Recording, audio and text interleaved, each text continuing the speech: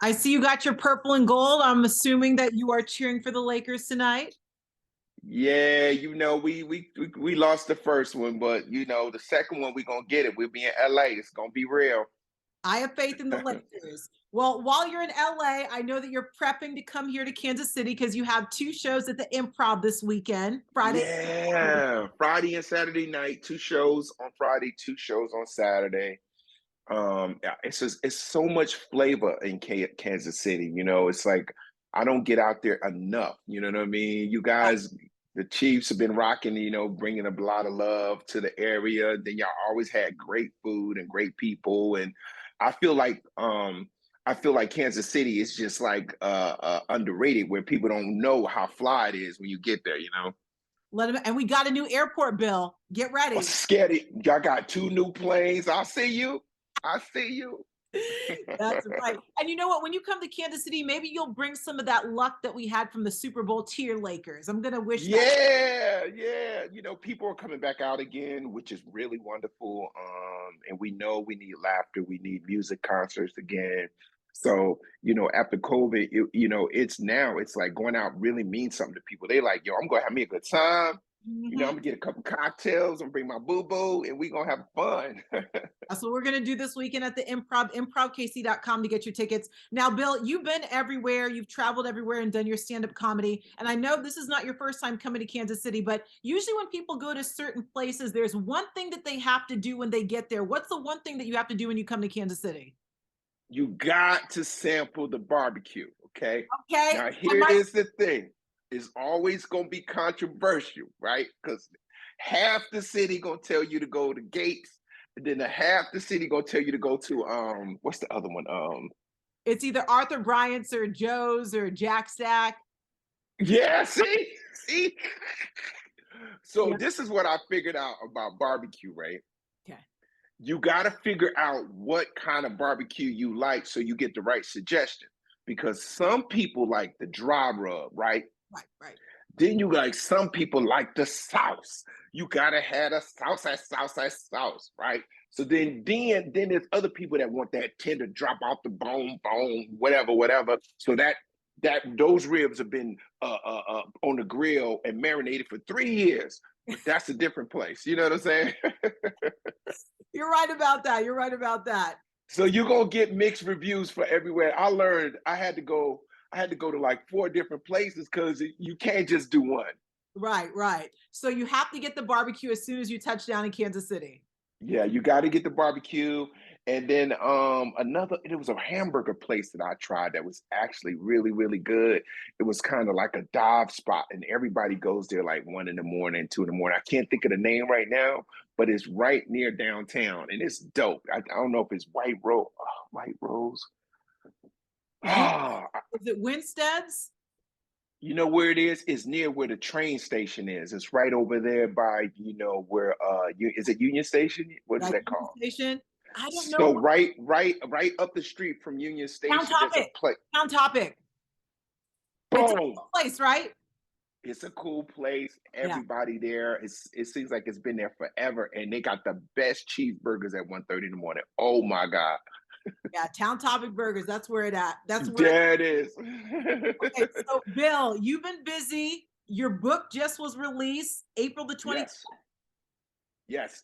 I have top billing stories of laughter, life lessons, and triumph. It is an amazing project, man. I got an opportunity during COVID to really, really sit down and go over my life and really reflect on the life lessons that I've learned, things that I've overcome, and then all the amazing stuff that happened. Like, I just don't know how I got so lucky to interview the biggest legends in the game, from sports to Whitney to Michael Jackson, Prince to George Michaels, Madonna. Like, I mean, I literally like interview some of the most talented people ever in the era of the '90s. So the book is a memoir, but it's sort of like a soundtrack of my life. So every chapter is dedicated to a song. So Mhm. like Rakim might be chapter one. How can I move the crowd? Dreams and nightmares. You know what I'm saying? We nonstop. I got that Drake joint in that nonstop. You got to keep rolling. You feel me? So I think that people are going to really feel nostalgia because you're gonna remember where you were. You know what I'm saying? You'll be like, yo, I was at Morgan State. Oh my God, I was in the ninth grade. Oh my God. Like you go because you forget where you were until you that's why I love music. Because music puts like timestamps on your life. Like you remember like the song that you danced to at the prom, right? You remember like the song that was hot the summer you first got your driver's license, right? It takes you right there to that moment. Yeah, so I'm really getting great feedback on the book. People really love it. People really love the audio book too, because you know a lot of people like to listen now. Yeah. So it's the audio book is in my voice, so you get a chance to hear that, and it's just a great book. So I heard a little snippet from your audiobook. What is it like to record an audiobook? Because I haven't picked up your book yet. I'm going to go grab it this weekend. And I know Mhm. that it has to be at least 300 plus pages. How long did it take you to record that audiobook? I would say 3 days of 8 hour sessions. Wow. Because what you're doing is, which is really interesting, if you ever do a book and you do the audio book, it's crazy to read what you wrote. Like, you know what I mean? And so you relive the book again, which was really an interesting. I have behind the scenes stuff that I shot, and it's just really cool to be behind the scenes and then you read it and you relive the emotions of what you're writing. It's like, and so people hear it in your voice because you're saying it in the way you feel it. It's really a great experience. Right. So it's called Top Villain Laughter, Lessons, and Triumph. You've been in the game Mhm. for the longest time. What is the number one piece of advice that you give to somebody coming up in the game?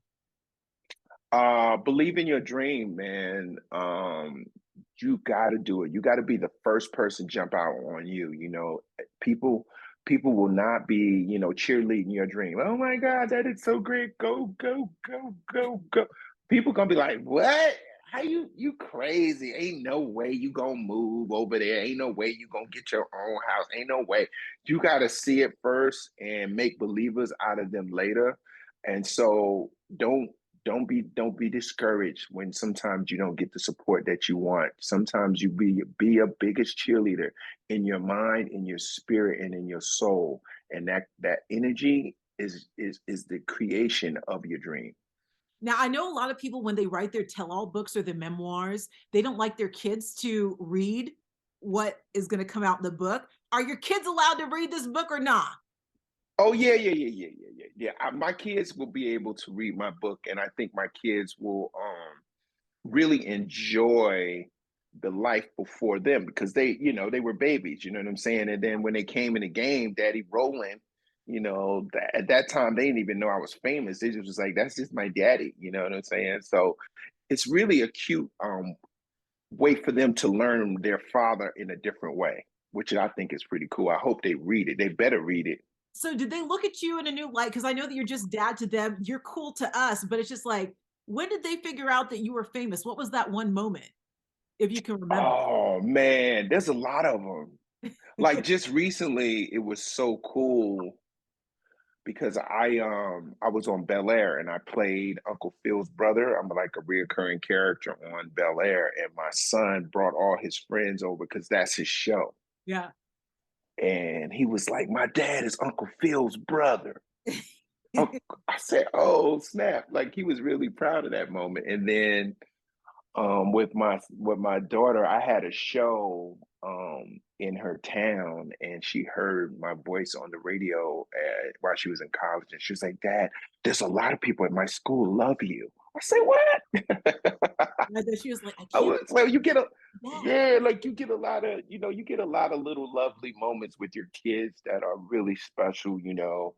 And being able to raise them up normal if you could in a very volatile and crazy Hollywood lifestyle is kind of tough. Mhm. But you know, I kind of say I'm an old fashioned daddy. You know what I'm saying? Throwback black daddy. You know what I'm talking about? Yeah, you better get home. Don't play. Don't make me come to that school. Right. Don't make me come to that school. I'm that black daddy. Very cool. Very cool. Now, you have your podcast, Top Billin.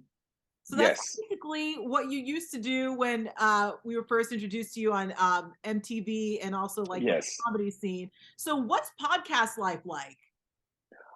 It's really cool, man. Podcast life is really the new wave. I mean, radio is hanging on by a thread. I think the new generation, they want to hear what they want to hear. They want to be entertained. They love to listen. And so you can really, make a name for yourself in the podcasting world. And a lot of us have done it. I've been very successful so far with getting my style of show, my entertainment side, the funny side. I get to tell these amazing stories with these celebrities that come in and kick it with me. I just had Irvin Magic Johnson. I had Stephen A. Smith. I had Ice Cube, Wiz Khalifa, Lorenz Tate, Morris Chestnut. Like these guys have these amazing careers and have made incredible choices. And I get to talk to them in a real way where they get comfortable and they kind of like loosen up. You know what I'm saying? Like I remember I had an interview with Morris Chestnut, and I never knew how Morris was so like, I don't know if I'm gonna get another job. Like I never thought Morris had that kind of attitude. He was like, I don't know if I'm gonna work again. I'll just each project I do, but he keeps working. Right. He's always doing something because you always think that the people you meet, their persona is one way, but then they might be shy in real life or they might be really funny. So I get an opportunity for my audience to get to know these celebrities in a personal way, which I think is really nice. And they get to promote their projects. So it's all good. Very good. Now, you have done podcasting, stand-ups, comedy, movies. Now, I'm waiting on the Bill Bellamy skincare line. Every time I see you, Bill, you haven't aged. I see just a little bit of salt and pepper, but us ladies Yeah. like that. But Bill, you don't age. When's the skincare line coming out? I'm I saying. know I might have to drop that next summer, you know what I'm saying? It's it's just I think my skin is probably my mom, you know what I mean? My mom never wore makeup. She always just had really beautiful, just brown skin. And I think she drank a lot of water. So people forget water is your friend and exercise too, because people sleep, man. What you eat is what you are. You got to eat healthy. You got to try to be on your A game. And so when you take care of your body, your skin is like a part of your whole stuff. So Big your skin organ. radiates how healthy your body is. Right. So there it is, right there, boo boo. Okay. Bill Bellamy line coming soon. Coming soon. But in the meantime, you can buy tickets to his show this weekend, Friday, 7:30 and 10:15, 7 o'clock and 9:45 at the Kansas City Improv, improvkc.com to get your tickets. What else can we look out for you, Bill, in the Yeah. for the Follow me on all my social media platforms at Bill Bellamy, IG, uh, Facebook, Twitter. And then also I have a new movie coming out in August called Back to the Strip with JB Smoove, Kevin Hart, and Wesley Snipes and Tiffany Haddish. So you'll be seeing me again in the fall. So I can't wait to get the Zona Rosa. Rosa? We're looking Yeah. forward to it. All right, Go Bill. Lakers. Go Lakers, go Lakers, go Chiefs. Thank you, Bill. I appreciate your time. We'll see you this weekend at the Improv. All right, good to see you again. See you again. Bye, Bill.